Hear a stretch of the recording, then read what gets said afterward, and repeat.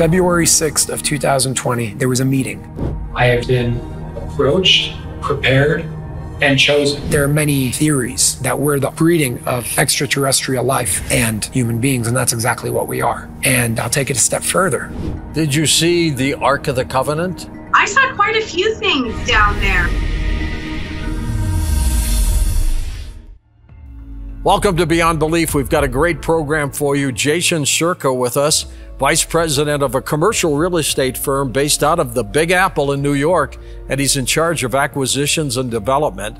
He writes as a hobby and has written and published a couple books so far, both in the realm of spirituality. Jason, welcome to Beyond Belief. Thank you so much for having me. It's great to have you. Thank we you. have a video clip from your YouTube channel that explains what happened to you a couple of years ago and how it has led to what we're talking about now.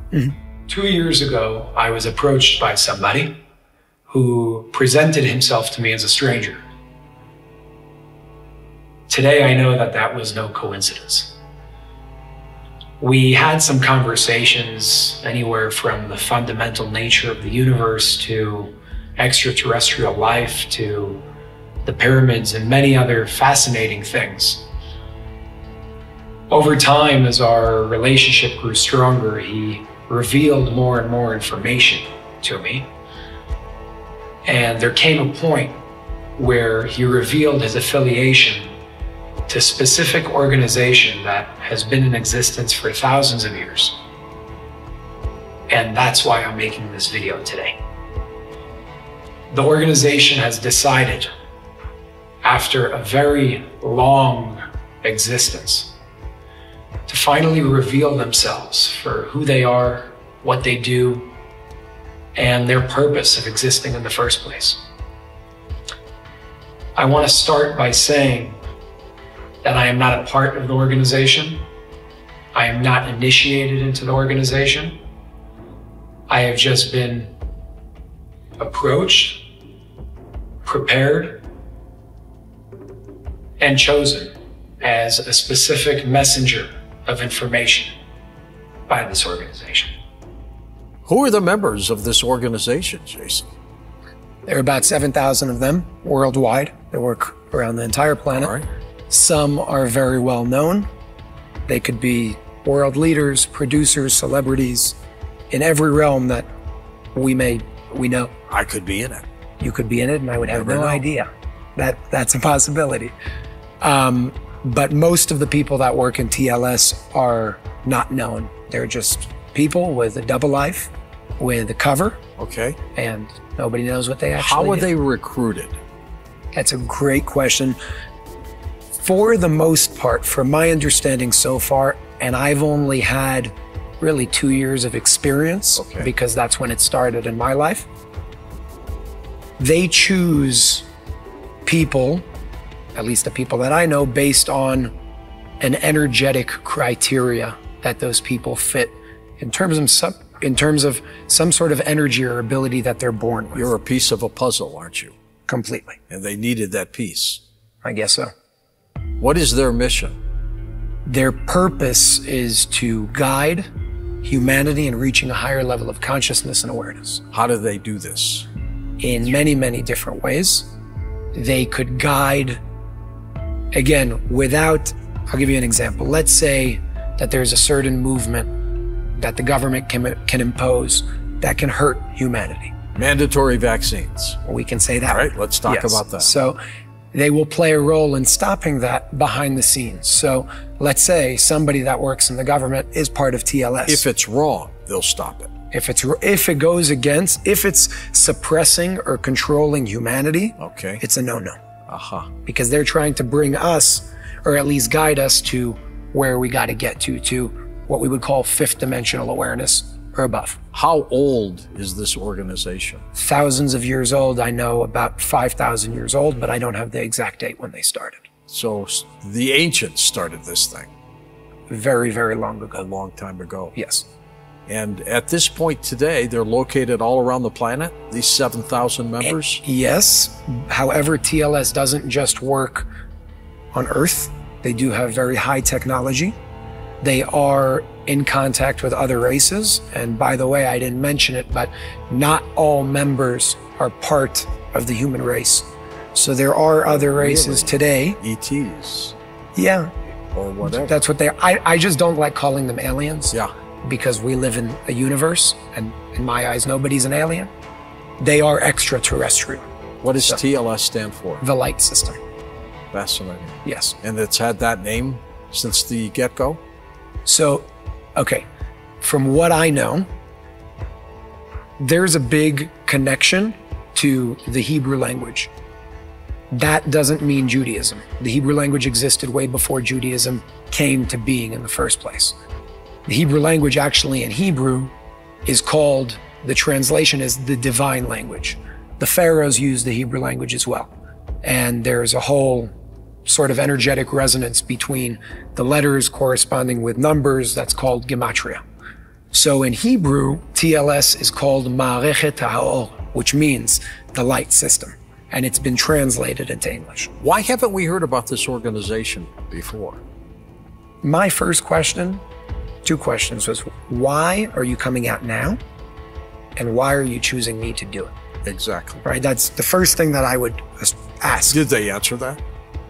Yes, and their answers were very simple, actually. Why now? Because people are ready. Does the date February 6, 2020 have anything to do with this? Very much so.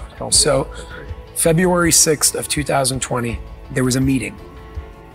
That meeting is referred to in the document called the Pyramid Code, which, by the way, there is a documentary called the Pyramid Code and another book called the Pyramid Code. So I just want to make it clear that the Pyramid Code that I'm talking about is on my website. It's free.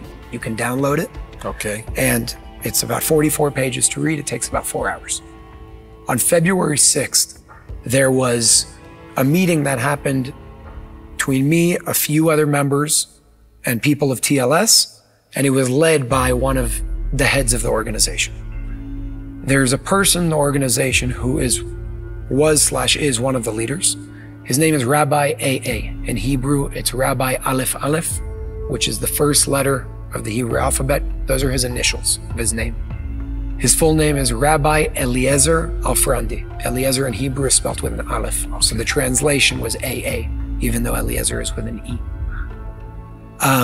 On that date, it was me, the person who first approached me, and a few others that were sitting down, and the rabbi was speaking to us. Now, just to make it clear, this is not a religious organization. It has nothing to do with religion. It has nothing to do with race or age. Are they spiritual? Absolutely. They are. So there's another head of the organization that's Japanese that has nothing to do with Judaism. He's 613 years old. Literally? Yes, physical human being, physical seen body. Him I have not, the rabbi I have. The rabbi is 424 years old. 420 some years old? 424 years old. How does he look? Like a 400-year-old man? How does a 400-year-old man look? Like Not well. No, very well. Very strong. Really? Very powerful. How has he lived so long? I guess I'm sure he's gone through some version of the Baraka process, which is spoken And he's a human about. being. Human being. Why doesn't anybody know about someone like this rabbi? So, again, I asked the same question. Why don't these people... There's a different question. Why don't these people come out and show themselves? But it's not foolproof, because where's his birth certificate, right? So I don't have his birth certificate. I can't tell you that I know that he was born in 15. You would not bet the ranch he was 400 some years old, would you? Well, because of my experience with the organization, certain things that I've seen and gone through, that doesn't surprise me. That's not the wow factor. That's just, okay, he's 424 years old. And when you see and understand the power that this man has, it's not a far-fetched thing anymore. What did they expect from you, Jason? I wasn't supposed to be, according to my knowledge at least, the person that's doing this right now. In that meeting on February 6th, the rabbi told the person who wrote the Pyramid Code to write it. And he said, I'm paraphrasing, but the words were, I'm giving you permission to document your first incarnation in the year 2448, according to the Hebrew calendar, which is about 1300 and something BC in ancient Egypt. So I'm giving you permission to document your first incarnation with the condition that you also write down the Pyramid Code without the code. What is the Pyramid Code? Okay, so the document that is referred to as the Pyramid Code that you can download and read is a combination of this man's first incarnation with very, very in-depth memory with details of certain things that happened over his lifespan in ancient Egypt. By the way, according to the document, he lived 936 years old. Jeez. Now, if you do go to the Bible, everybody lived till 900 years old before Noah's Ark.